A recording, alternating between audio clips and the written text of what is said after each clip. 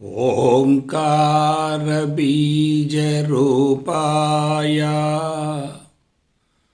सर्वेशाय जगत्पते प्रथमाय नमस्तुभ्यं सत्यसाई गणाधिपा। ओम साईश्वराय विद्महे सत्यदेवाय धीमहि तन्नः सर्वा प्रचोदयात्। ओम शांति शांति शांति। हरिः ओम। श्री गुरुभ्यो नमः। हरिः ओम। जय गुरुदेव। ఓం శ్రీ సాయిరామ్। అనంత ప్రేమ స్వరూపులారా, భూమండలం అంతటిలో మానవ జీవితం చాలా క్లిష్టమైంది. క్లిష్టంగా ఉన్నటువంటి ఈ మానవ జీవితాన్ని సులభతరం గావించుకోవటం కోసమే గత 10,000 సంవత్సరాల నుండి మానవుడు లోతైన అన్వేషణ చేస్తూ వస్తున్నాడు. ఆ అన్వేషణలో ఒక భాగమే మహోన్నత కళాత్మక జీవన విధానమైనటువంటి ఆధ్యాత్మిక మార్గం వెలుగులోకి వచ్చింది. ఆధ్యాత్మిక మార్గంలోని కీలకమైనటువంటి అంశం ఏమిటంటే మరణ భయం నుండి పూర్తిగా విడుదల కావటం. మనిషిని 3 రకాల భయాలు వెంబడిస్తూ వేధిస్తూ వెంటాడుతూ ఉంటాయి.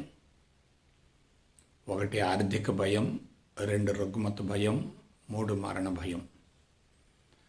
మరణ భయం నుండి పూర్తిగా విడుదల కాగలిగితే రుగ్మత భయం, ఆర్థిక భయాలు కూడా ఉండవు. అటువంటి మరణాన్ని జయించేటటువంటి మహోన్నతమైనటువంటి విధానమే ఆధ్యాత్మికత అవుతుంది. అయితే అటువంటి ఆధ్యాత్మికతను ఆకస్మికంగా అందుకోవటం సాధ్యం కాదు. అది దశల వారీగా లభించవలసిందే తప్ప ఆకస్మికంగా లభించేది కానే కాదు. అందువలన ప్రస్తుత నవీన కాలమాన పరిస్థితులలో ఆధ్యాత్మిక మార్గం అనేది వినడానికి, తెలుసుకోవటానికి, బోధించడానికి, ప్రచారం చేయటానికి చాలా ఆకర్షణీయంగా ఉంటుంది. కానీ అనుభవంలోకి పొందటం అనేది బహు కష్టతరం అవుతుంది. అంతేకాకుండా బలవంతంగా కఠోరంగా సాధన చేసేటట్లయితే మనసు కూడా కాఠిన్యంగా తయారవుతుంది. శరీరాన్ని సూక్ష్మత్వం వైపుకు తీసుకెళ్ళేటట్లయితే పరిసరాల్లో సంభవించేటటువంటి మార్పులకి శరీరం తట్టుకునే అవకాశం లేదు. మానవ జీవితం క్లిష్టంగా తయారు కావడానికి మూల కారణం కూడా సూక్ష్మత్వమే. పంచభూతాలను గమనించండి. భూమి కన్నా నీరు, నీటి కన్నా అగ్ని, అగ్ని కన్నా వాయువు, వాయువు కన్నా ఆకాశం సూక్ష్మంగా ఉంటాయి.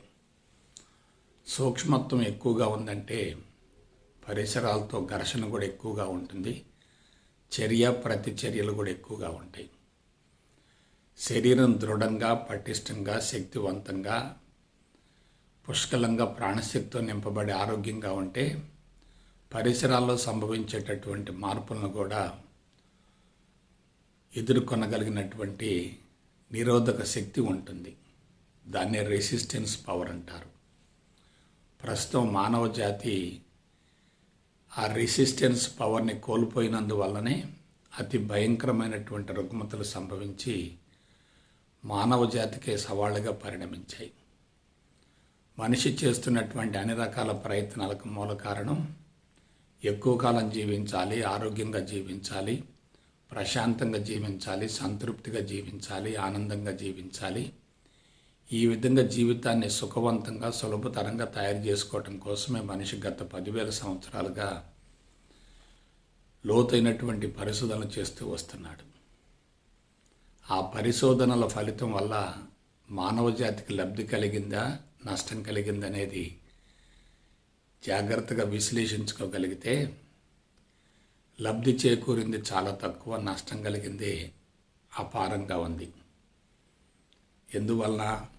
ఈ పరిశోధనల వలన, అన్వేషణ వలన, చేస్తున్నటువంటి ప్రయోగాల వలన మనిషి ప్రకృతిని పూర్తిగా సర్వనాశనం చేశాడు. ప్రకృతికి అనుగుణంగా జీవిస్తే ఎలా ఉంటుంది, ప్రకృతికి విరుద్ధంగా జీవిస్తే ఎలా ఉంటుంది? ప్రకృతిలో మార్పులు సంభవిస్తున్నప్పుడు అంతరంగంలో కూడా మార్పులు సంభవించేటట్లయితే శరీరం పటిష్టంగా, దృఢంగా, శక్తివంతంగా పరిసరాల్లో జరిగేటటువంటి మార్పుల్ని తట్టుకునే విధంగా నిరోధక శక్తిని కలిగి ఉంటుంది. ప్రస్తుతం మానవుడు ఏం చేస్తున్నాడు?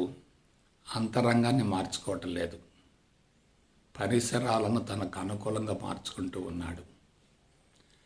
వేడి ఎక్కువగా ఉందనుకోండి, చల్లదనం కోసం ప్రయత్నిస్తున్నాడు. చలి ఎక్కువగా ఉందనుకోండి, వేడి కోసం ఆరాటపడుతున్నాడు. ఈ చల్లదనాన్ని కానీ వేడిని కానీ సృష్టించుకున్నట్లయితే ప్రకృతిని మార్చటం జరుగుతుంది, ప్రకృతికి అనుగుణంగా జీవించటం జరగదు. ఆ విధంగా మనిషి కొన్ని వేల సంవత్సరాలుగా తిరోగమన పరిణామంలో ఉండి ప్రస్తుతం అది తారాస్థాయికి చేరి మానవ జాతి అంతా అయోమయంగా, గందరగోళంగా, అస్తవ్యస్తంగా తయారై అనేక రకాల ఘోర విపత్తులను ఎదుర్కోవలసినటువంటి పరిస్థితులు ఏర్పడుతున్నాయి. అయితే మానవ జీవితాన్ని మనం జాగ్రత్తగా పరిశీలించేటట్లయితే అది 4 అంతస్తులతో కొనసాగుతుంది. 1 శరీరము, 2 మెదడు, 3 మనసు, 4 ఆత్మ. శరీరము, మెదడు, మనసు, ఆత్మ. శరీరం పనిచేయటం అనేది మెదడు ఆధీనంలో ఉంటుంది. మెదడు శరీర అవయవాల్ని పూర్తిగా నియంత్రిస్తూ ఉంటుంది. మెదడు సమర్థవంతంగా పనిచేసేటట్లయితే అది పవిత్రంగా, శుచిగా, శుభ్రంగా, శక్తివంతంగా ఉండేటట్లయితే శరీర అవయవాలు కూడా సమర్థవంతంగా పనిచేస్తాయి. మెదడులో ఉన్నటువంటి నాడీ కణజాలం కలుషితమైతే కేంద్రాలు దెబ్బతింటాయి. కేంద్రాలు దెబ్బతిన్నాయంటే తదనుగుణమైనటువంటి శరీర అవయవాలు సక్రమంగా పనిచేయవు. కాబట్టి శరీరం అనేది కేవలం జడం మాత్రమే, అది మెదడు యొక్క ఆధీనంలో పనిచేస్తూ ఉంటుంది. అయితే అటువంటి మెదడుకు పుష్కలంగా ప్రాణశక్తి అందించబడాలి. ప్రాణశక్తి పుష్కలంగా అందించబడితే మలినాలన్నీ సమూలంగా తొలగించబడతాయి. ప్రాణశక్తి పుష్కలంగా అందకపోయేటట్లయితే మెదడులో ఉన్నటువంటి కణజాలం అంతా కలుషితం అవుతుంది. శరీరం దీర్ఘకాలిక రుగ్మతలకు లోనయ్యే అవకాశం ఉంటుంది. అయితే ఆ మనసు అనేది 3 అంతస్తులలో ఉంటుంది. 1 తమోగుణం, 2 రజోగుణం, 3 సత్వగుణం. తమోగుణం భయంతో కూడి ఉంటుంది, రజోగుణం ఉద్రేకంతో కూడి ఉంటుంది, సత్వగుణం అనేది ధైర్యం, విశ్వాసాలతో కూడి ఉంటుంది. అయితే ధైర్యము, విశ్వాసం ఎక్కువగా ఉన్నాయనుకోండి, ప్రాణశక్తి పుష్కలంగా మెదడుకు అందించబడుతుంది. భయం ఎక్కువగా ఉందనుకోండి, చుట్టూ ఉన్నటువంటి కలుషితం లోపలకు ప్రవేశిస్తుంది, శరీరం దాన్ని లోపలకు అనుమతిస్తుంది. ఉద్రేకం ఎక్కువగా ఉందనుకోండి, లోపల ఉన్నటువంటి మలినం బయటికి వెళ్ళే అవకాశం ఉంటుంది. రజోగుణం ఎక్కువగా ఉన్నటువంటి వాళ్ళు ప్రతిదాన్ని వ్యతిరేకిస్తూ ఉంటారు, తిరస్కరిస్తూ ఉంటారు. శరీరంలో ఏదైనా అసౌకర్యం ఏర్పడితే దాన్ని తొలగించుకోవటం కోసం విశ్వ ప్రయత్నం చేస్తూ ఉంటారు. తమోగుణం వల్ల కలుషితం లోపలకు ప్రవేశిస్తుంది, రజోగుణం వల్ల కలుషితం బయటికి పంపించబడుతుంది. అయితే తమోగుణం భయంతో కూడి ఉంటుంది, రజోగుణం ఉద్రేకంతో కూడి ఉంటుంది. భయాన్ని అణుచుకుంటే అది ఉద్రేకంగా రూపాంతరం చెందుతుంది. ఉద్రేకాన్ని వ్యక్తీకరించేటట్లయితే అది భయంగా మారుతుంది. తమోగుణం ఉంటే రజోగుణం ఉంటుంది, రజోగుణం ఉంటే తమోగుణం ఉంటుంది. అవి 2 కూడా ఒకే నాణానికి బొమ్మ బొరుసు వంటివి. జంటలుగా ఉంటాయి, ద్వంద్వాలుగా ఉంటాయి, పాక్షికాలుగా ఉంటాయి, అసంపూర్ణాలుగా ఉంటాయి, అన్యోన్యాశ్రమాలుగా ఉంటాయి.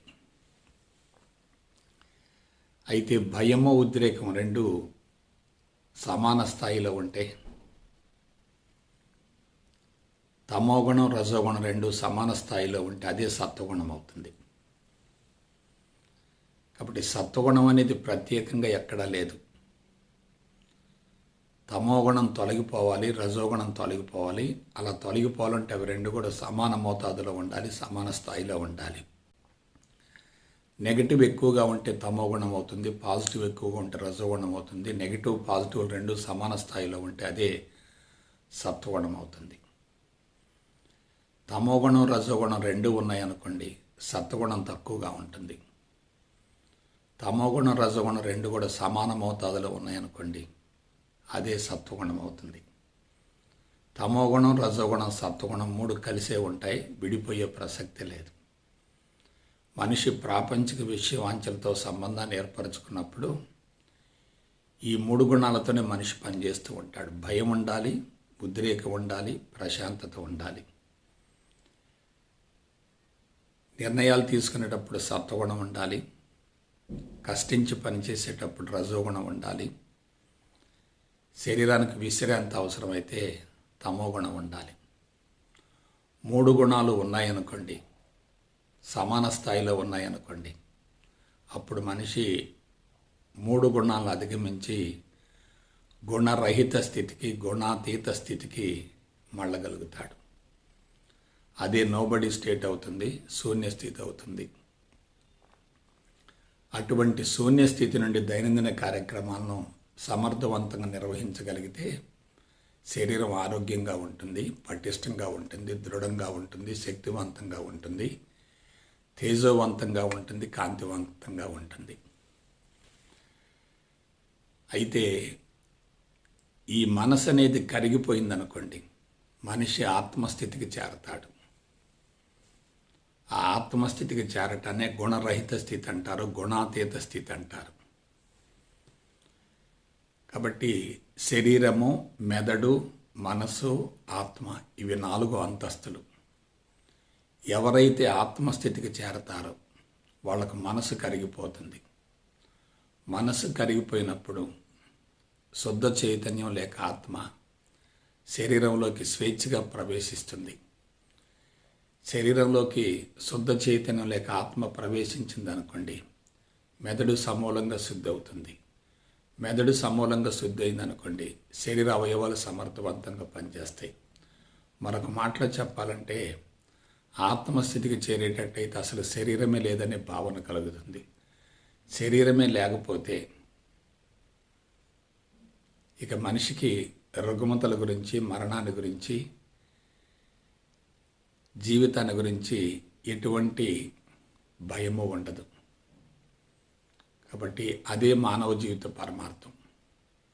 అయితే ఇటువంటి స్థితిని గురించి తెలుసుకోవటం చాలా సులభంగా ఉంది, కానీ ఈ స్థితికి చేరటం ఎట్లా, అది చాలా కష్టమైనటువంటి పని, క్లిష్టమైనటువంటి పని. ఎందుకంటే జన్మల సంస్కారాలు దశల వారీగా పరిణతి చెందుతూ ఈ జన్మలో సంచిత కర్మల మూటతోటి మనం జీవితాన్ని ప్రారంభించాం. కాబట్టి ఆ సంచిత కర్మల మూటను కరిగించుకోవటం చాలా కష్టం. ప్రారబ్ధ కర్మలు ఉపరితలంలో ఉంటాయి, సంచిత కర్మలు లోతుగా ఉంటాయి. సంచిత కర్మలు బలంగా లోతుగా నిక్షిప్తమై ఉన్నప్పుడు వాటి నుండి విడుదలయ్యేటటువంటి ప్రేరణల వలన మనిషి ప్రపంచంతో నిరంతరం ఘర్షణ పడుతూ ఉంటాడు. ఆ ఘర్షణ ఫలితంగా మానసిక గాయాలు ఏర్పడి మనసు అల్లకల్లోలంగా ఉండి అదనంగా సంస్కారాలు ఏర్పడి అవి కూడా లోతుగా నిక్షిప్తమై తర్వాత తరాలకు అందించబడుతూ ఉంటాయి. దీనికి జీవన విధానంలో మార్పు రావాలి. ఎవరికైతే జీవన విధానంలో మార్పు వస్తుందో వాళ్ళు జీవితాన్ని సద్వినియోగపరచుకోగలుగుతారు. జీవన విధానంలో మార్పు రాకపోతే జీవితాన్ని సద్వినియోగపరచుకునే అవకాశమే ఉండదు. అందుకు దైనందిన జీవితం ఎలా ఉండాలి, సమాజంతో ఎలా మెలగాలి, ఉన్నతంగా ఎలా ఆలోచిస్తూ జీవితాన్ని సద్వినియోగపరచుకోవాలి అనే దాని గురించి కూడా మనం జాగ్రత్తగా విశ్లేషించుకోవాలి. ప్రతి మనిషి ఎక్కువ కాలం జీవించాలని కోరుకుంటాడు, ఆశిస్తూ ఉంటాడు. చనిపోతానేమో అని భయపడుతూ ఉంటాడు. అంటే భయంతో పాటుగా ఆశ ఉంటుంది, ఆశతో పాటుగా భయం ఉంటుంది. చచ్చిపోతానేమో అనే భయం ఉంటుంది, ఎక్కువ కాలం జీవించాలనే ఆశ ఉంటుంది. భయము అనేది నిరాశావాదం, ఆశ అనేది ఆశావాదం. ఒకటి నెగిటివ్ థింకింగ్ అవుతుంది, మరొకటి పాజిటివ్ థింకింగ్ అవుతుంది. అయితే చచ్చిపోతానేమో అనేటటువంటి భయం ఉందనుకోండి, మనిషి ఎలా ఉంటాడు? ప్రాణశక్తి హరించుకుపోతూ ఉంటుంది. ఎక్కువ కాలం బ్రతకాలి అనే ఆశ ఉందనుకోండి, మనిషి ఎలా ఉంటాడు? ప్రాణశక్తి యొక్క మోతాదును పెంచుకుంటూ ఉంటాడు. ఎప్పుడైతే ఫలానా విధంగా ఉండాలని ఆశిస్తూ ఉంటామో, ఆ ఆశించటానికి అనుగుణంగా జీవన విధానాన్ని కొనసాగిస్తూ ఉంటాం. ఆశించటంలో బంధం ఉంటుంది, ఆశించటంలో ఆశ ఉంటుంది. ఆశ తీరిందనుకోండి, మనిషి సంతోషపడతాడు. ఆశ తీరలేదనుకోండి, మనిషి నిరుత్సాహపడతాడు. అంటే ఆశ నెరవేరితే పర్వాలేదు, నెరవేరకపోతే దురాశ కలుగుతుంది, నిరాశ కలుగుతుంది. ఆశ ఎక్కువైందనుకోండి, అదే పేరాశ అవుతుంది. కాబట్టి ఇవన్నీ ఏమిటి? మనిషి మానసికంగా ఎదగటం కోసం, భౌతికంగా ఎదగటం కోసం, దైనందిన జీవితంలో విజయవంతం కావటం కోసం, జీవన విధానంలో మనిషి ఏర్పరచుకునేటటువంటి కొన్ని మార్పులు. కోరిక అనేది ఏదైనా, ఎటువంటిదైనా వ్యక్తిగతం అవుతుంది లేదా కుటుంబపరం అవుతుంది. కోరికలు అనేటటువంటివి మనిషిని అన్ని విధాల బలహీనపరుస్తూ ఉంటాయి. ఆ కోరికకు మూల కారణం ఆశయే. ఆశ అనేది ఉందంటే ఆశించడం జరుగుతుంది. ఆశించింది లభించింది అనుకోండి, అదే కోరిక అవుతుంది. కోరిక తీరిందనుకోండి, సంతృప్తి ఉంటుంది. కోరిక తీరలేదనుకోండి, తీవ్రమైన అసంతృప్తి ఉంటుంది. ఆ అసంతృప్తి నుండి మళ్ళా ప్రపంచంలోకి వెళ్ళి కోరికలు తీర్చుకోవటం కోసం చేసేటటువంటి ప్రయత్నంలో వైఫల్యం జరిగేటట్లయితే తీవ్రమైన నిరాశ కలుగుతుంది. కాబట్టి ఈ విధంగా మనిషి పుట్టినప్పటి నుంచి మరణించేంత వరకు ఆశ నిరాశల మధ్యన జీవితాన్ని కొనసాగిస్తూ ఉంటాడు. అయితే ఈ ఆశ నిరాశలు ఏ స్థాయిలో ఉంటాయి? శారీరక మట్టం స్థాయిలో ఉంటాయి, ఇంద్రియ మట్టం స్థాయిలో ఉంటాయి. ప్రస్తుతం మానవ జాతిని మీరు జాగ్రత్తగా పరిశీలించండి. శారీరక సుఖం కోసం, ఇంద్రియాల వినోదం కోసం ఆరాటపడుతున్నారు తప్ప అంతకు మించి ఉన్నతంగా ఆలోచించడం లేదు. శరీరాన్ని సుఖపెట్టాలి అనేటటువంటి భావంతో మానవుడు చేసినటువంటి ప్రయత్నాలన్నీ కూడా మానవ జాతిని పూర్తిగా సర్వనాశనం చేశాయి. విలాసము, వినోదము, శృంగారము, భోగలాలస జీవితం, ఖరీదైన జీవితం వగైరా వగైరా ఇటువంటివన్నీ కూడా ఇంద్రియ మట్టానికి సంబంధించి ఉంటాయి. శారీరక మట్టం, ఇంద్రియ మట్టం రెండు చైతన్యవంతంగా ఉన్నట్లయితే మనిషి దైనందిన జీవితంలో విపరీతంగా ఘర్షణ పడుతూ ఉంటాడు. ఇప్పుడు మానవ జాతిని మరి జాగ్రత్తగా పరిశీలించేటట్లయితే శారీరక సుఖము, ఇంద్రియాల వినోదమే జీవిత లక్ష్యంగా ముందుకు సాగుతున్నారు తప్ప అంతకు మించి ఉన్నతంగా ఆలోచించలేకపోతున్నారు. ఎప్పుడైతే శరీరము, ఇంద్రియాలు ముఖ్యమనేటటువంటి భావన ఉంటుందో మనసు సమత్వాన్ని, సమతుల్యాన్ని కోల్పోతుంది. బుద్ధి విచక్షణను కోల్పోతుంది. హృదయ మట్టం మూసుకొని పోతుంది. ఆగ్నేయచక్రం బలహీనంగా ఉంటుంది. సహస్రారం మూసుకొని ఉంటుంది. కాబట్టి జీవిత పరమార్థం నెరవేర్చుకోవాలంటే మనిషి ఉన్నతమైనటువంటి జీవన విధానం ఉండాలి, ఉన్నతమైనటువంటి ఆలోచన విధానం ఉండాలి. అలా ఉన్నతమైనటువంటి ఆలోచన విధానంలో రెండవ అంతస్తు ఏమిటంటే ఆశయం. ప్రతి మనిషికి పుట్టినప్పటి నుంచి మరణించేంత వరకు జీవన విధానంలో, జీవన పోరాటంలో కోరికలు కలుగుతూ ఉంటాయి. ఆ కోరికలు వ్యక్తిగతమైతే శక్తిని విపరీతంగా వెచ్చించవలసి వస్తుంది. కానీ మనసులో జీవితానికి సరిపడా బలమైనటువంటి ఆశయం ఉందనుకోండి, అతనికి వేరే విషయాల పట్ల దృష్టి ఉండదు. శారీరక సుఖం కోసం, ఇంద్రియాల వినోదం కోసం ఆరాటపడడు. ఆశయాన్ని నెరవేర్చుకోవటం కోసం, సమాజానికి తన వంతు విశిష్టమైనటువంటి కార్యక్రమాలను ఏర్పరచడం కోసం, నెరవేర్చుకోవటం కోసం ప్రయత్నిస్తూ ఉంటాడు. కాబట్టి కొంతమంది జీవితం ఆశయం కోసమే కొనసాగుతుంది. వాళ్ళు భౌతికంగా మరణించినప్పటికీ వాళ్ళ ఆశయం మాత్రం కొనసాగుతూనే ఉంటుంది. కాబట్టి కోరిక కన్నా కూడా ఆశయం చాలా గొప్పది. ఆశయం కోసం జీవించే వాళ్ళు అవసరమైతే ప్రాణత్యాగానికైనా సిద్ధపడతారు. తమ దృష్టిని మొత్తాన్ని ఆశయం నెరవేరటం కోసమే కేటాయిస్తూ ఉంటారు. ఇతర విషయాల గురించి పట్టించుకోరు. వాళ్ళకి శారీరక మమకారం ఉండదు, ఇంద్రియాల వినోదం కూడా ఉండవు. కాబట్టి ఆశయం కోసం జీవిస్తూ, ఆశయం కోసం పోరాటం చేస్తూ, ఆశయం కోసం కష్టపడుతూ, ఆశయాన్ని నెరవేర్చడం కోసం పరితపించే వాళ్ళందరూ కూడా చరిత్రలో చిరస్థాయిగా నిలిచిపోతారు. అందువల్ల కోరిక కన్నా ఆశయం చాలా గొప్పది. మరి కొంతమందిని మీరు గమనించండి, వాళ్ళకి అంతరంగంలో బలమైనటువంటి సంకల్పాలు ఉంటాయి. ఇక్కడ కోరికకు, ఆశయానికి, సంకల్పానికి మధ్య స్పష్టమైన వ్యత్యాసం ఉంటుంది. కోరిక అనేది వ్యక్తిగతమైంది, కుటుంబపరమైంది. ప్రపంచం నుండి నాకేమిటి అనే భావన ఎక్కువగా ఉంటుంది. కోరికలు తీర్చుకోవటం కోసం మనిషి విపరీతంగా ఆరాటపడుతూ ఉంటాడు. శారీరక సుఖం కోసం, ఇంద్రియాల వినోదం కోసం పరితపించే వాళ్ళందరూ కూడా ప్రపంచం నుండి నాకేమిటి అనేటటువంటి భావన ఎక్కువగా ఉండటం వల్ల కోరికలు తీర్చుకోవటం కోసం, నెరవేర్చుకోవటం కోసం తమ శక్తియుక్తులన్నింటినీ ఉపయోగిస్తూ ఉంటారు. ఒక రకంగా శక్తిని కోల్పోతూ ఉంటారు. కోరిక తీరినప్పుడు తాత్కాలికంగా తృప్తి ఉంటుంది, తీరకపోతే తిరిగి మళ్ళీ అసంతృప్తి కలుగుతుంది.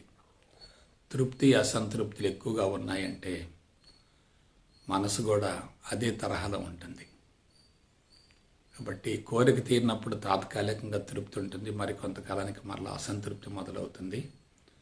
కోరిక తీరకపోతే తీవ్రమైనటువంటి అసంతృప్తి ఉంటుంది. ఆ అసంతృప్తిని భర్తీ చేసుకోవటం కోసం మరలా ప్రపంచంలోకి ప్రవేశిస్తూ ఉంటారు. ఆ విధంగా మనిషి జీవితాంతం పోరాటం కొనసాగిస్తూనే ఉంటాడు. అదే ఆశయాన్ని తీసుకోండి, అది వ్యక్తిగతమైనప్పటికీ తనకి ప్రత్యేకంగా కీర్తి ప్రతిష్టలు వస్తాయి, గుర్తింపు వస్తుంది. ఇది ఉన్నతమైనటువంటి జీవన విధానం అవుతుంది. సమాజంలో ఉన్నత స్థాయిలో జీవించే వాళ్ళ యొక్క జీవితాలని మీరు జాగ్రత్తగా పరిశీలించండి. వాళ్ళకి ఆశయం ఉంటుంది. ఒక బలమైనటువంటి ఆశయంతో జీవితాన్ని కొనసాగిస్తున్నప్పుడు అది వ్యక్తిగత ప్రయోజనం కోసం ఉండదు, సమాజ శ్రేయస్సును కాంక్షించే ఉంటుంది. సమాజ శ్రేయస్సును కాంక్షించి బలమైనటువంటి ఆశయంతో జీవించే వాళ్ళకి శక్తి విపరీతంగా ఉంటుంది.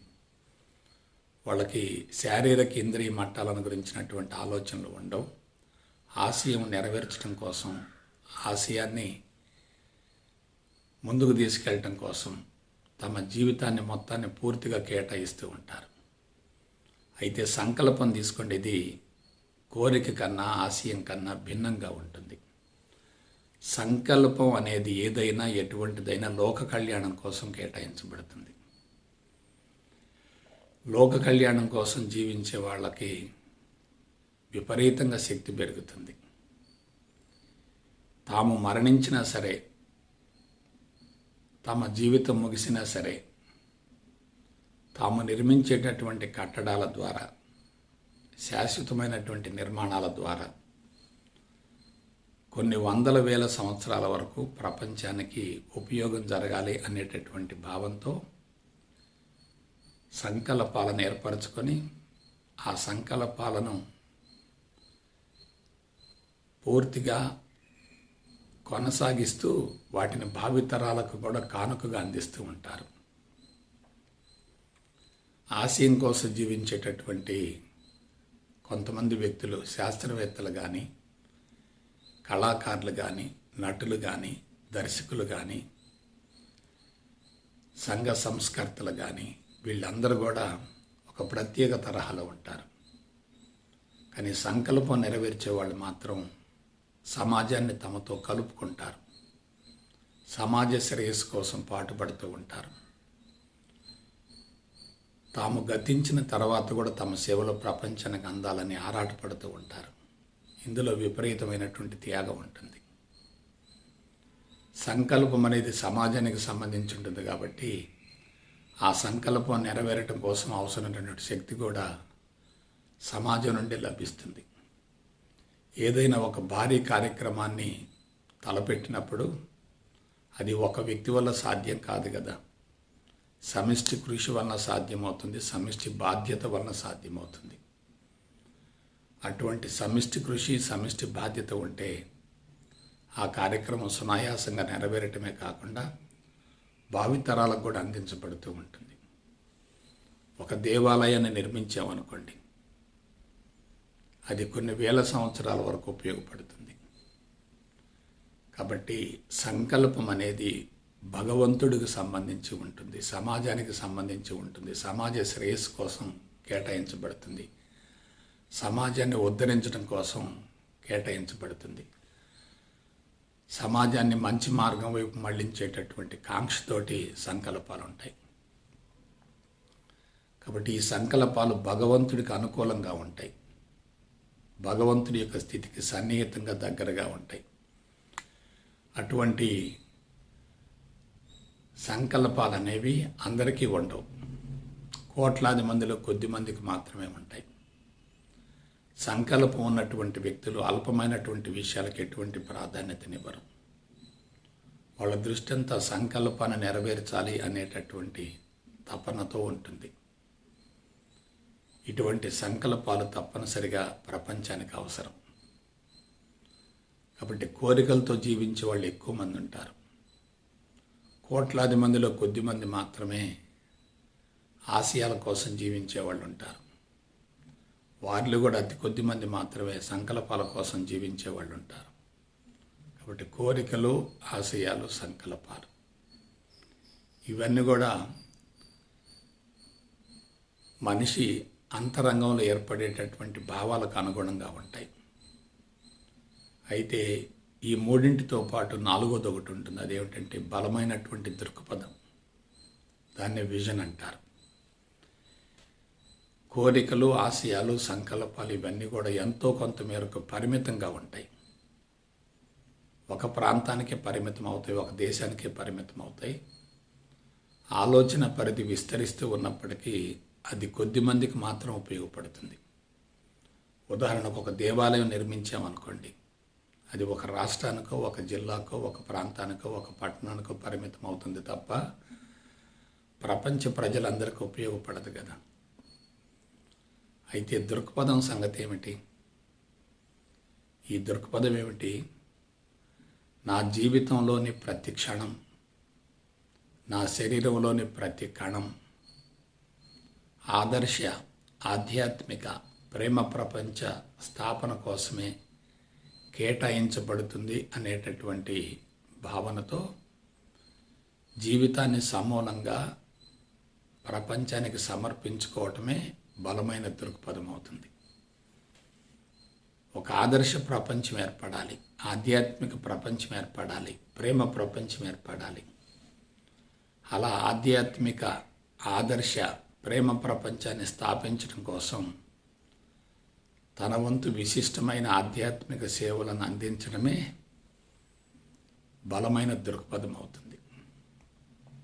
దృక్పథంతో జీవించేటటువంటి వ్యక్తుల జీవన విధానం ప్రత్యేక తరహాలో ఉంటుంది. వాళ్ళు భౌతిక ప్రపంచం నుండి పూర్తిగా విడిపడతారు. ఎవరితోనూ దేనితోనూ ఎటువంటి సంబంధం ఉండదు. సంపూర్ణ స్వేచ్ఛను అనుభవిస్తూ ఉంటారు. ఆ స్వేచ్ఛ నుండి దైనందిన కార్యక్రమాలను కొనసాగిస్తూ ఉంటారు. అందుకు మనిషి తనను తాను సమూలంగా శుద్ధిగా ఉంచుకోవాలి, సంస్కరించుకోవాలి, అన్ని రకాల బంధాల నుంచి పూర్తిగా బయటపడాలి. ఆధ్యాత్మిక సేవలు అనేవి అద్భుతమైనటువంటి విశిష్టమైనటువంటి విధానం అవుతుంది. ఒక వ్యక్తిని సమూలంగా మార్చాలంటే, అతని అంతరంగాన్ని సమూలంగా శుద్ధిగా ఉంచాలంటే తప్పనిసరిగా బలమైన దృక్పథం ఉండాలి. అయితే బలమైన దృక్పథంతో జీవించే వ్యక్తి ముందు తనను తాను సంస్కరించుకోవాలి, అనుభవాన్ని పొందాలి.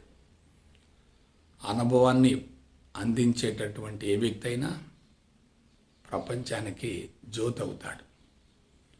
అనుభవించింది ఏదైనా సత్యం అవుతుంది.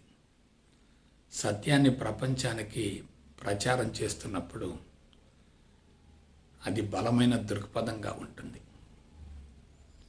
అతనికి వేరే కార్యక్రమం అంటూ ఏమీ ఉండదు. అందరి మధ్య ఉంటాడు, అన్నిటి మధ్య ఉంటాడు. తన అనుభవాన్ని ప్రపంచానికి పంచుతూ ఉంటాడు. వ్యక్తిగా తాను స్వేచ్ఛను పొంది ఆ స్వేచ్ఛాయుతమైనటువంటి జీవితం నుండి ప్రపంచాన్ని స్వేచ్ఛ వైపుకు మళ్లించే ప్రయత్నం చేస్తాడు.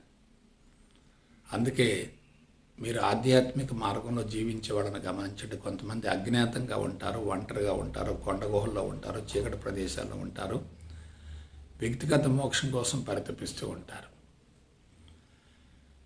అదే దృక్పథంతో జీవించేటటువంటి వ్యక్తులు సమాజ మోక్షం కోసం ఆలోచిస్తూ ఉంటారు. సమాజంలో ఉన్నటువంటి అన్ని వర్గాలని ఆ బంధాల నుండి సమూలంగా విడుదల గావించడం కోసం ప్రయత్నం చేస్తూ ఉంటారు. కాబట్టి వ్యక్తి మోక్షం ముఖ్యమా, సమాజ మోక్షం ముఖ్యమా? ముందు వ్యక్తి మోక్షం ఉండాలి, తర్వాత సమాజ మోక్షం ఉండాలి. వ్యక్తి మోక్షం లేకుండా సమాజ మోక్షం సాధ్యం కాదు కదా.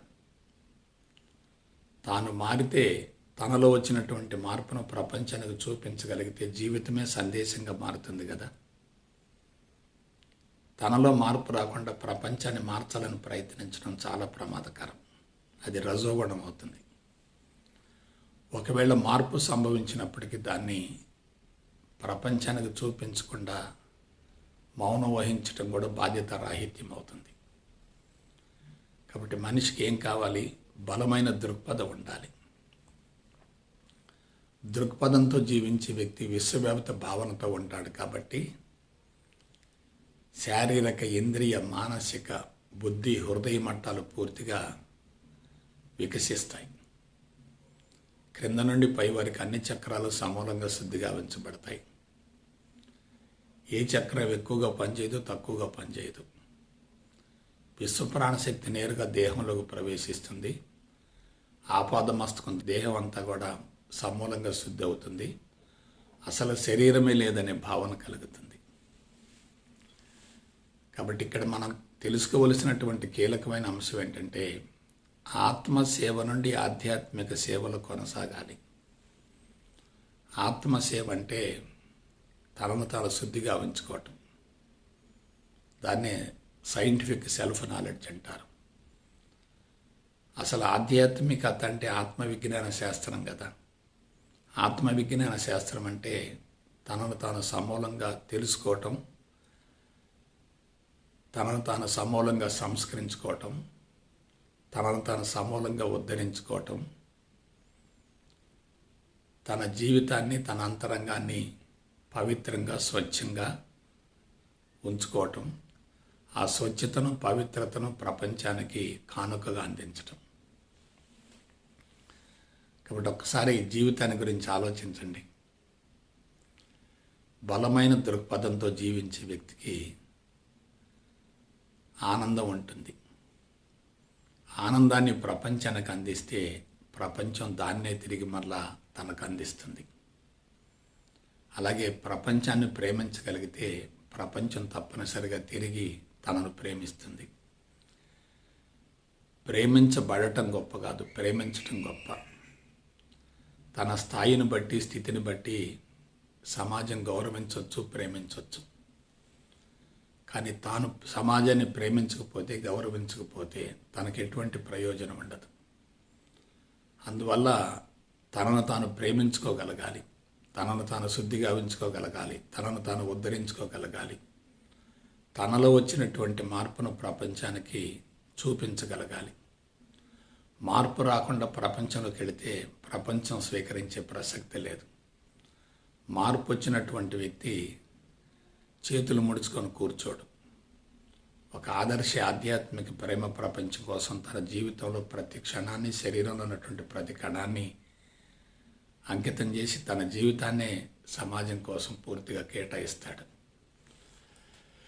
అయితే దృక్పథం అనేది వందల సంవత్సరాల కాల వ్యవధిలో, వందల కోట్ల మందిలో కొద్దిమంది మాత్రమే దాన్ని జీవితంలో అన్వయించుకొని ప్రపంచానికి ఉపయోగపడే విధంగా జీవన విధానాన్ని మలుచుకుంటారు. అతి కొద్ది మందికి మాత్రమే సాధ్యమవుతుంది. ఎట్లా? శారీరక మట్టాన్ని దాటాలి, ఇంద్రియ మట్టాన్ని దాటాలి, మానసిక మట్టాన్ని దాటాలి, బుద్ధి మట్టాన్ని దాటాలి, హృదయ మట్టాన్ని దాటాలి, చిత్తమయ కోశానికి వెళ్ళాలి, దాన్ని కూడా సమూలంగా శుద్ధిగా ఉంచుకోవాలి. సహస్రార ఓపెన్ అవుతుంది. అప్పుడు శరీరమే లేదనే భావన కలుగుతుంది. విశ్వశక్తి నేరుగా లోపలికి ప్రవేశిస్తుంది. శరీరం సమూలంగా కరిగిపోతుంది. శరీరమే లేదనే భావన కలుగుతుంది. అది ప్రపంచానికి అద్భుతంగా దోహదపడుతుంది. ఋషులు మనకు అందించినటువంటి ఆధ్యాత్మిక జీవన విధానంలో కీలకమైనటువంటి అంశం ఇదే. క్రీస్తుకు పూర్వం 6000 సంవత్సరాల నాడే భారతదేశంలో ఇటువంటి లోతైనటువంటి పరిశోధన జరిగింది. కాబట్టి ఒక్కసారి ఈ 5 అంతస్తులను పరిశీలించండి. 1 ఆశించటం, 2 కోరికలు తీర్చుకోవటం కోసం, 3 ఆశయం కోసం ఆరాటపడటం, పోరాటం చేయటం, 4 సంకల్పాలు నెరవేర్చుకోవటం కోసం సమిష్టిగా కృషి చేయటం, బలమైన దృక్పథంతో జీవితాన్ని కొనసాగించటం. దృక్పథం అనేది ఆత్మస్థితికి చేరిన వాళ్ళకు మాత్రమే సాధ్యమవుతుంది. అందరికీ సాధ్యమయ్యే ప్రసక్తి లేదు. ఇవాళ సమాజంలో అనేక మంది సమాజానికి తమ వంతు విశిష్టమైనటువంటి ఆధ్యాత్మిక సేవలను అందిస్తున్నారు. కానీ అంతరంగ శుద్ధి కాకుండా ఆధ్యాత్మిక సేవలను అందించేటట్లయితే ప్రపంచానికి ఎంతో కొంతవరకు ఉపయోగం జరుగుతుంది, కానీ అది అంతరంగ శుద్ధికి మాత్రం సాధ్యం కాదు. అంతరంగ శుద్ధి కోసం ప్రపంచానికి సేవలు అందించడం అనేది మంచి పద్ధతే. కానీ అంతరంగాన్ని శుద్ధిగా ఉంచుకోకుండా ఆశించి ప్రపంచానికి సేవలు చేసేటట్లయితే కొంతకాలానికి ప్రపంచం అటువంటి వ్యక్తులను తిరస్కరిస్తుంది. ఒక గురుపీఠాన్ని అధిరోహించడం పెద్ద సమస్య కానే కాదు, కానీ దాన్ని నిలబెట్టుకోగలగాలి. మరణించిన తర్వాత కూడా అటువంటి వ్యక్తులు చరిత్రలో చిరస్థాయిగా నిలిచిపోవాలి. ఆ విధంగా కొంతమంది జీవితాలను మీరు గమనించేటట్లయితే కొన్ని వందల వేల సంవత్సరాల వరకు వాళ్ళ ప్రభావం ప్రపంచంలో ప్రత్యక్షంగానో పరోక్షంగానో కనిపిస్తూ ఉంటుంది. అందువల్ల బలమైన దృక్పథం అవసరం. ఈ బలమైన దృక్పథానికి వెళ్ళబోయే ముందు తన అంతరంగాన్ని సమూలంగా శుద్ధిగా ఉంచుకోవాలి. అంతరంగంలో జన్మ జన్మలుగా కొనసాగుతున్నటువంటి సంచిత కర్మల మూట ఉంటుంది.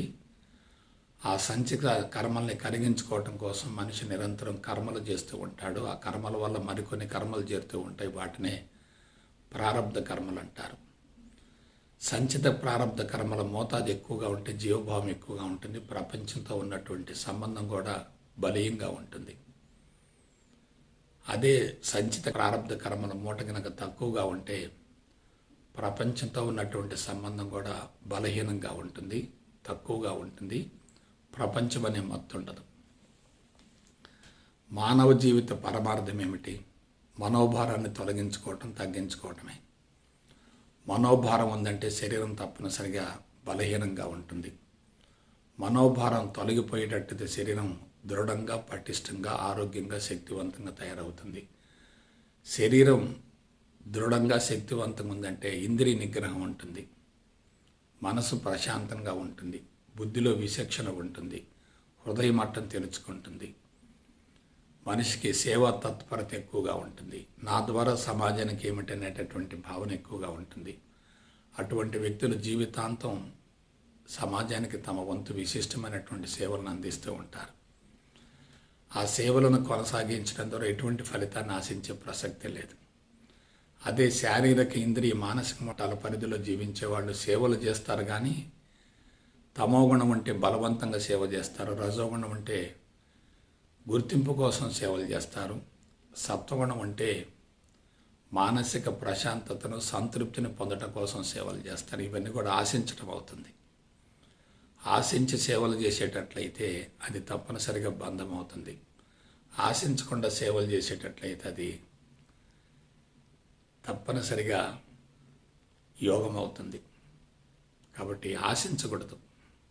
ఆశించింది లభించినప్పుడు తాత్కాలికంగా తృప్తి కలుగుతుంది, లభించకపోతే మరలా తిరిగి అసంతృప్తి కలుగుతుంది. ఈ విధంగా తృప్తి అసంతృప్తుల మధ్య మనిషి జీవితం ఘర్షణ వైఖరితో కొనసాగుతుంది. ప్రస్తుతం ప్రపంచం మొత్తం అస్తవ్యస్తంగా, అయోమయంగా, గందరగోళంగా ఉంది. ప్రకృతి వైపరీత్యాలు తారాస్థాయికి చేరుతున్నాయి. మనుషులంతా భౌతికవాద మత్తులో ఉన్నారు. పారిశ్రామిక ఉత్పత్తులను పెంచుతున్నారు. శారీరక ఇంద్రియ మట్టాలను సంతృప్తిపరిచేటటువంటి జీవన విధానం కోసం ఆరాటపడుతున్నారు. కుటుంబ పోషణ కడు భారంగా మారింది. వ్యక్తిగత అవసరాలు తీర్చుకోవటం కోసం, కుటుంబ అవసరాలను తీర్చడం కోసం మనిషి తప్పనిసరిగా ఆర్థిక వనరులు చేకూర్చుకోవలసిన అవసరం ఉంటుంది.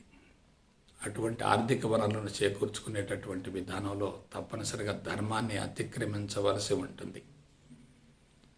ధర్మార్జితం వేరు, కష్టార్జితం వేరు, న్యాయార్జితం వేరు, ఉచితార్జితం వేరు, అక్రమార్జితం వేరు. ఎప్పుడైతే ధర్మంగా ఆర్థిక వనరులు సమకూర్చుకుంటామో మనోబలం పెరుగుతుంది, నైతిక విలువలు ఉంటాయి. అటువంటి వ్యక్తుల్ని సమాజం తప్పనిసరిగా గౌరవిస్తుంది. వాస్తవానికి అటువంటి వ్యక్తులే ఆధ్యాత్మిక మార్గంలో పరిణతి చెందగలుగుతారు. మామూలు వ్యక్తులకు అది సాధ్యమయ్యే ప్రసక్తే లేదు. కాబట్టి బలమైన దృక్పథంతో జీవితాన్ని కొనసాగించాలంటే అంతరంగాన్ని సమూలంగా శుద్ధిగా ఉంచుకోవాలి. అంతరంగం సమూలంగా శుద్ధి అయిందనుకోండి, జీవభావం కరిగిపోతుంది, జీవుడే దేవుడు అవుతాడు. దేవుడికి శరీరం ఉంటుంది, కానీ ఆ శరీరంలో ఎటువంటి సంస్కారాలు ఉండవు. అంటే సూక్ష్మ శరీరం సమూలంగా శుద్ధి అవుతుంది. అందువల్ల ఆత్మ చైతన్యం, శుద్ధ చైతన్యం నేరుగా దేహంలోకి ప్రవేశిస్తుంది, మెదడు శుద్ధి అవుతుంది, జీవితాంతం శరీర అవయవాలు సమర్థవంతంగా పనిచేస్తాయి. శారీరక ఇంద్రియ మానసిక బుద్ధి హృదయ మట్టాల పరిధుల్లో జీవించేవాడు సమాజానికి సేవలు అందిస్తున్నప్పటికీ అక్కడ ఎంతో కొంత మేరకు అహంకారం ఉంటుంది. కానీ ఆత్మస్థితి నుండి సమాజానికి విశిష్టమైనటువంటి సేవలను అందించేటటువంటి వాళ్ళు బలమైనటువంటి దృక్పథంతో కొనసాగుతారు. కాబట్టి వాళ్ళు నేరుగా విశ్వశక్తిని దేహంలోకి స్వీకరించగలుగుతారు. కాబట్టి విశ్వశక్తిని దేహంలోకి స్వీకరించాలంటే విశ్వవ్యాప్త భావన ఉండాలి.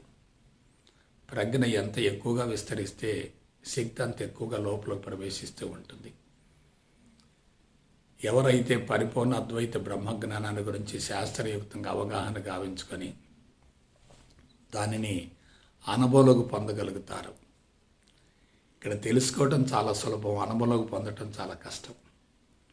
ప్రస్తుతం తెలుసుకోవటం కోసం మనుషులు విపరీతంగా ఘర్షణ పడుతున్నారు, కానీ అనుభవంలోకి పొందటం అనేది బహు కష్టతరం అవుతుంది. ఎందువలన అంతరంగంలో ఉన్నటువంటి సంచిత ప్రారంభ కర్మలు మనిషిని ప్రపంచం వైపుకు ప్రేరేపిస్తూ ఉంటాయి, రెచ్చగొడుతూ ఉంటాయి, ఆ వైపుకు మనిషిని ఆకర్షింపజేస్తూ ఉంటాయి. అందువల్ల అంతరంగ శుద్ధి మీద దృష్టిని కేంద్రీకరించాలనేటటువంటి భావన ఉన్నప్పటికీ అంతరంగమందలి సంస్కారాలు దానిని అడుగడుగున నిరోధిస్తూ ఉంటాయి, వ్యతిరేకిస్తూ ఉంటాయి. కాబట్టి ఈ విధంగా మనిషి ఘర్షణ వైఖరితో ఉండి ఆత్మస్థితికి చేరటం అనేది బహు కష్టతరం అవుతుంది. కానీ పరిపూర్ణ అద్వైత బ్రహ్మజ్ఞానాన్ని గురించి శాస్త్రయుక్తంగా అవగాహన గావించుకునేటట్లయితే అంతా భగవంతుని మయమే అనేటటువంటి భావన కలిగేటట్లయితే, నేను భగవంతుడను అనేటటువంటి అంశం అనుభవంలోకి వచ్చేటట్లయితే మానవ జీవితం అద్భుతంగా కొనసాగుతుంది. కాబట్టి నేను భగవంతుడను అనేటటువంటి అంశం ద్వారానే విశ్వమంతా సర్వం బ్రహ్మమయం అనేటటువంటి భావన కలుగుతుంది. అంతా భగవంతుని ప్రతిరూపమే అనే భావన కలిగిందనుకోండి, మనం సాధించవలసింది, సరిచేయవలసింది, మార్చవలసింది, తెలుసుకోవలసింది పెంచవలసింది, తగ్గించవలసింది, చేయవలసింది అంటూ ఏమీ ఉండదు కదా. ఆ విధంగా జీరో స్టేట్కి వచ్చిన తర్వాత ఆ జీరో స్టేట్ నుండి బలమైనటువంటి దృక్పథంతో లోక కళ్యాణం కోసం, ఆధ్యాత్మిక ఆదర్శ ప్రేమ ప్రపంచ నిర్మాణం కోసం మనం శ్రమించేటట్లయితే నిరంతరం కష్టపడుతున్నప్పటికీ అది కష్టం అనిపించదు, శ్రమ అనిపించదు. ఎందుకు? అది మన కోసం కాదు, లోక కళ్యాణం కోసం. ఒక వ్యక్తి లోక కళ్యాణం కోసం జీవిస్తున్నప్పుడు అందరి కళ్ళు అతని వైపుకి చూస్తూ ఉంటాయి. ఆ కళ్ళ నుండి విపరీతంగా శక్తి ప్రసరిస్తుంది. ఆ శక్తి తనకు ఆహారం అవుతుంది, అదే తనకు సాధన అవుతుంది. ఇక ప్రత్యేకంగా సాధన చేయవలసినటువంటి అవసరం ఏముండదు. కాబట్టి బిడ్డలారా, అల్పమైనవి ఆశించవద్దు, అవసరమైన వాటిని పోగొట్టుకోవద్దు. ప్రస్తుతం మానవులు ఎలా ఉన్నారంటే అల్పమైనవి ఆశిస్తున్నారు, అవసరమైన వాటిని పోగొట్టుకుంటున్నారు. శారీరక, ఇంద్రియ, మానసిక మట్టాల పరిధిలో జీవించే వాళ్ళంతా కూడా ప్రపంచం అనేటటువంటి మత్తులో ఉంటారు. జీవితాన్ని అనుభవించాలనుకుంటారు. సుఖానికి, సౌకర్యానికి, విలాసానికి, వినోదానికి, శృంగారానికి, ఖరీదైనటువంటి జీవితానికి, భోగలాలస జీవితానికి ఆరాటపడుతూ ఉంటారు. ఆ విధంగా మనుషులంతా కూడా పరిమితంగా జీవిస్తూ ఉంటారు. పరిమితంగా జీవించే వాళ్ళకి ప్రజ్ఞ కుంచుకుంటుంది. అనంతంగా జీవించే వాళ్ళకి ప్రజ్ఞ అనంతంగా విస్తరిస్తుంది. ప్రజ్ఞ అనంతంగా విస్తరించే కొలది అహంకారం కరిగిపోతుంది, బంధాలన్నీ పూర్తిగా కరిగిపోతాయి. మనిషి సంపూర్ణ స్వేచ్ఛను పొందగలుగుతాడు. ఆ స్వేచ్ఛను పొందిన తర్వాత ప్రపంచంలో జీవిస్తూ ఉంటే తామరాకు మీద నీటి మొట్టు మాదిరిగా ప్రాపంచిక విషయం అంచెలన్నీ కూడా తనని ప్రభావితం చెయ్యవు.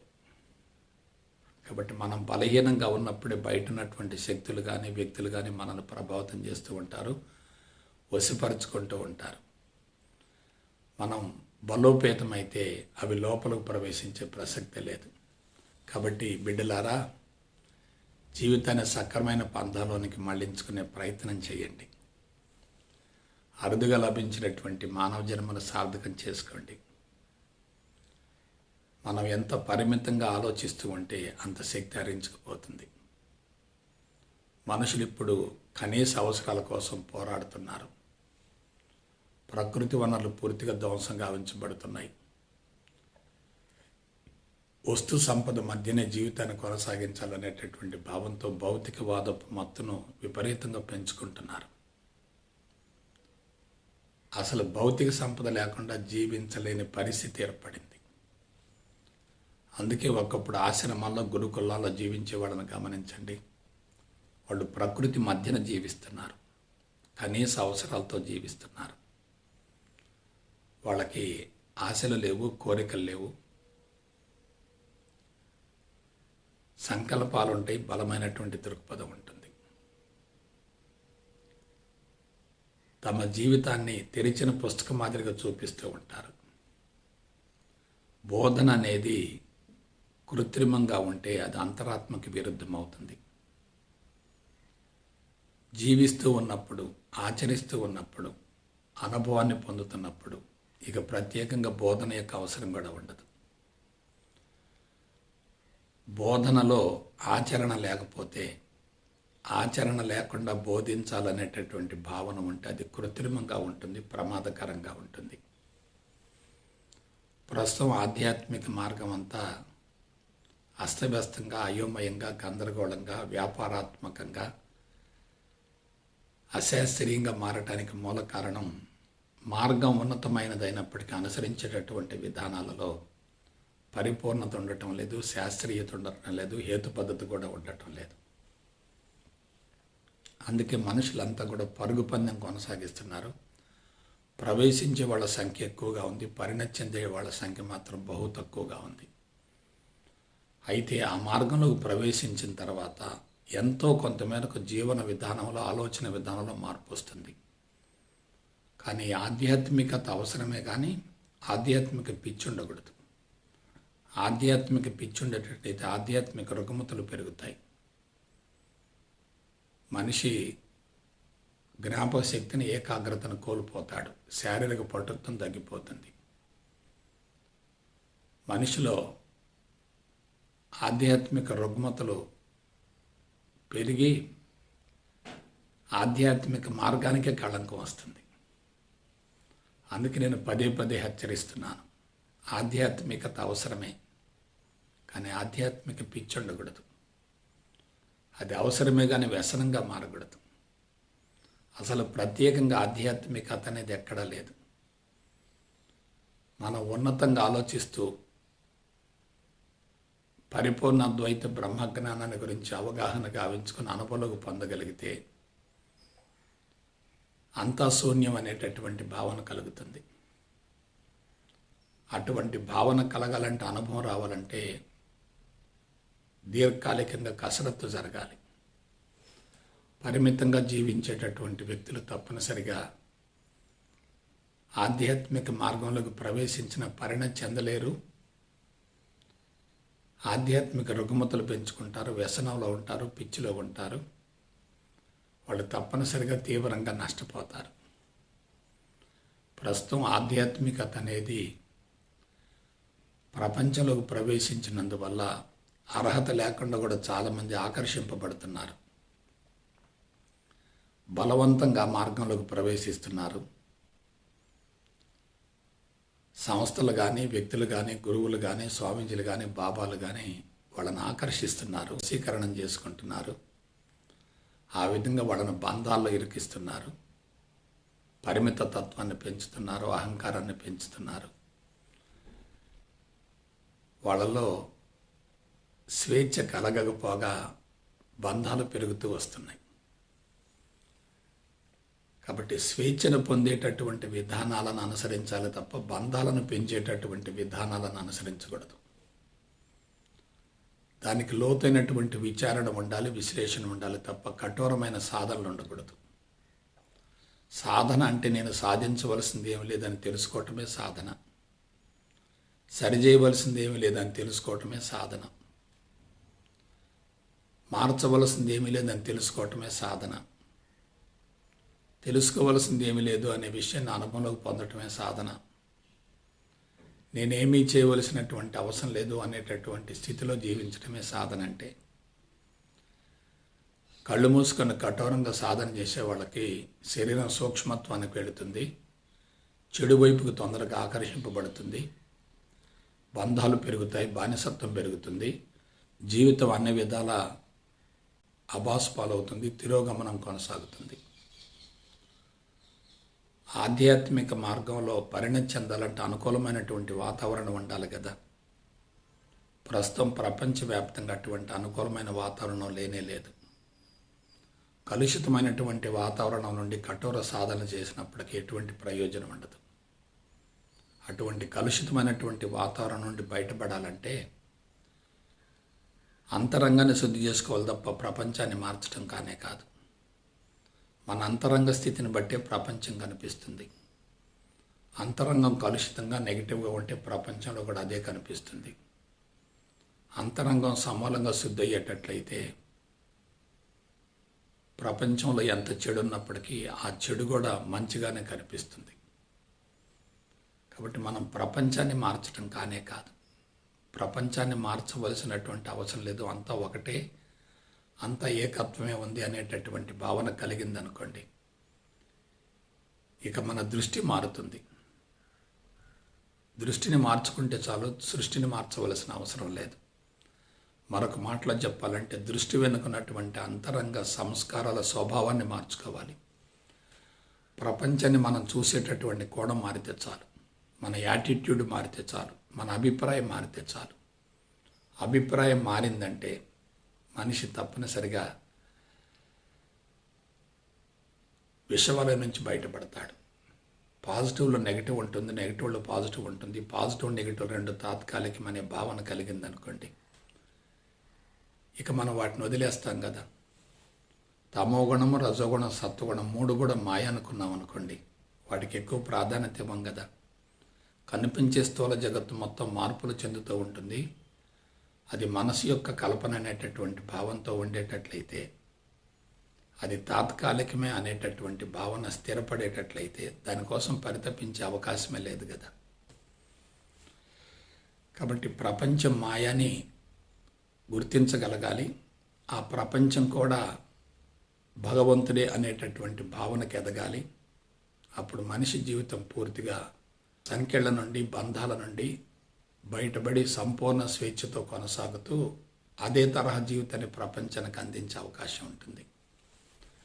మన అంతరంగ స్థితిని, స్థాయిని బట్టి మనం ప్రపంచానికి సేవలను అందిస్తూ ఉంటాం. అంతరంగం సమూలంగా శుద్ధి అయితేనే దృక్పథంతో జీవితాన్ని కొనసాగిస్తూ దాన్ని ప్రపంచానికి అందించే అవకాశం ఉంటుంది. కాబట్టి బిడ్డలారా, జీవితాన్ని గురించి లోతుగా అధ్యయనం చేయండి. నీ గురించి నువ్వు తెలుసుకుంటూ ఉంటే అందరి గురించి తెలిసిపోతుంది. నీ గురించి నువ్వు తెలుసుకోకుండా ప్రపంచాన్ని గురించి తెలుసుకోవాలనేటటువంటి ఆరాటంతో, తపనతో పరుగులు తీస్తూ ఉంటే ప్రపంచాన్ని గురించి సరైనటువంటి అవగాహన ఉండదు. నీ గురించి నువ్వు తెలుసుకునే అవసరం కూడా ఉండదు, అవగాహన కూడా ఉండదు. అది సాధ్యమయ్యే ప్రసక్తే లేదు. కాబట్టి మనుషులంతా ప్రస్తుతం ఆధ్యాత్మిక మార్గంలో ఉన్నప్పటికీ కన్ఫ్యూజన్లో ఉన్నారు, గందరగోళంగా ఉన్నారు, అయోమయంగా ఉన్నారు,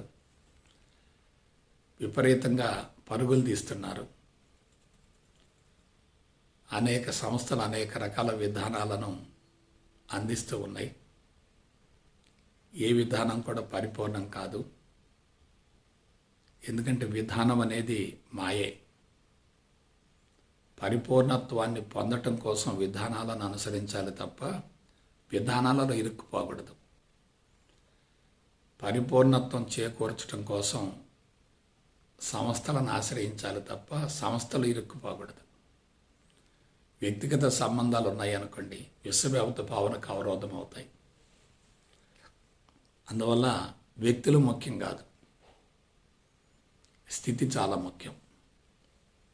వ్యక్తులను వదిలివేయగలిగితేనే స్థితిని పొందగలుగుతాం. ప్రస్తుతం బంధాలను పెంచేటటువంటి విధానాలు ఎక్కువగా ఉన్నాయి కాబట్టి ఆధ్యాత్మిక మార్గం కూడా ప్రపంచానికి సమస్యగా మారింది.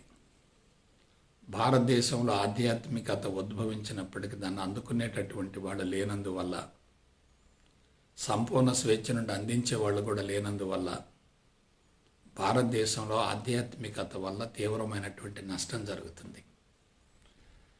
అంతరంగంలో ఉన్నటువంటి భగవంతుడిని గుర్తించకుండా బయట భగవంతుని వెతుక్కోవటం అంటే అది అశాస్త్రీయతే కదా.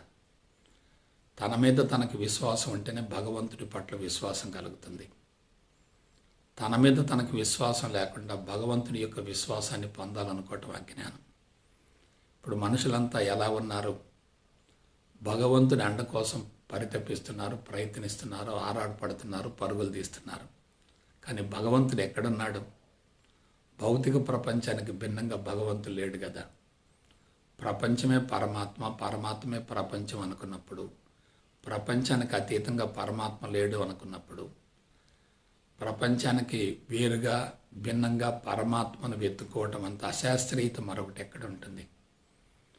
అందరూ బలహీనంగా ఉండి సమస్యల సుడిగుండంలో ఇరుక్కొని వాటి నుంచి బయటపడటం కోసం భగవంతుడి కోసం బయట అన్వేషణ చేస్తున్నారు. కానీ అంతరంగంలో ఉన్నటువంటి భగవంతుని గుర్తించకుండా బాహ్య ప్రపంచంలో భగవంతుని వెతుక్కుంటున్నప్పటికీ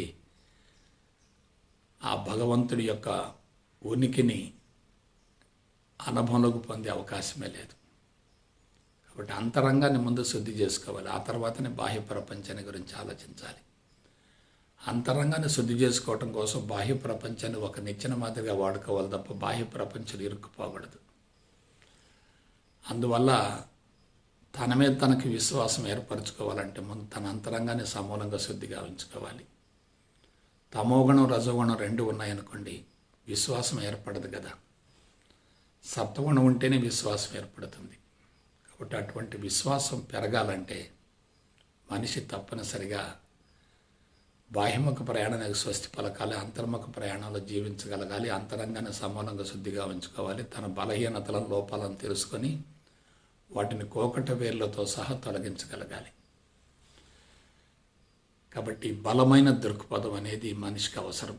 అతడు సాక్షాత్తు భగవంతుడు అవుతాడు, అవతార పురుషుడు అవుతాడు, కారణజన్ముడు అవుతాడు.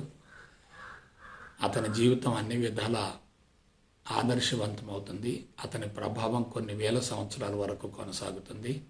ఆధ్యాత్మిక చరిత్రను పరిశీలించేటట్టయితే కొంతమంది ఇటువంటి దృక్పథంతో జీవించినందువల్లనే వాళ్ళ ప్రభావంతో లక్షలాది మంది ఆ మార్గం వైపుకు పయనించగలిగారు, లబ్ధి పొందగలిగారు.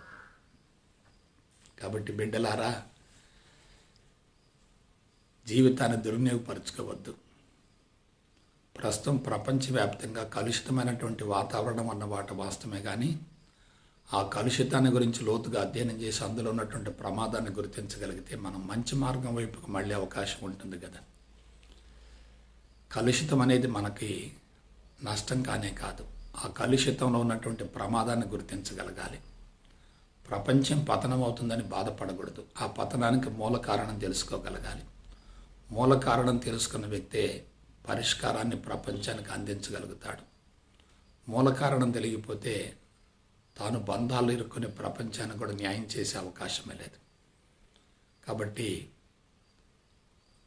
కోరిక, ఆశయం, సంకల్పం, దృక్పథం, వీటిలో అత్యుత్తమైనటువంటి దృక్పథాన్ని అనుసరించి మీ జీవితాన్ని ఆదర్శ ఆధ్యాత్మిక ప్రేమ ప్రపంచ స్థాపన కోసం కేటాయిస్తారని మనస వాచ కర్మణ కోరుకుంటూ సెలవు తీసుకుంటా. జై గురుదేవ్, జై గురుదేవ్, జై గురుదేవ్.